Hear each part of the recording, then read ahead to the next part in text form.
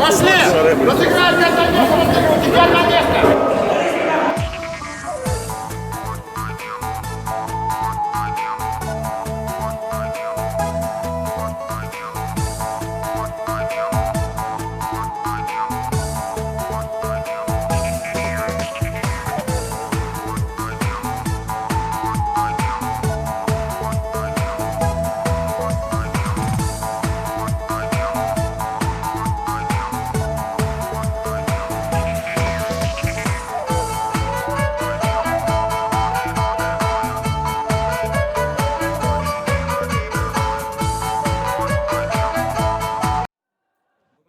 Жоғары оқу орнының арасында, бірінші курс студенттердің арасында біздер спартакиада ұйымдастырып жатырмыз.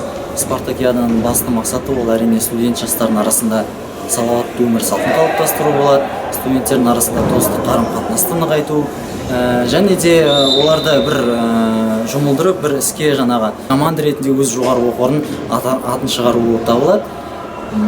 Және де бұл айтулы шараға біздің Астана қаласының 10 жоғары оқу орындары қатысып отыр. Қазіргі таңда біздер жеңіл атлетика, мини-футбол және үстел теннисін өткізіп жатырмыз. Жүзу, бокс және қазақша күрес жарыстары олар бізде өтті және жеңімпаздарды анықтадық.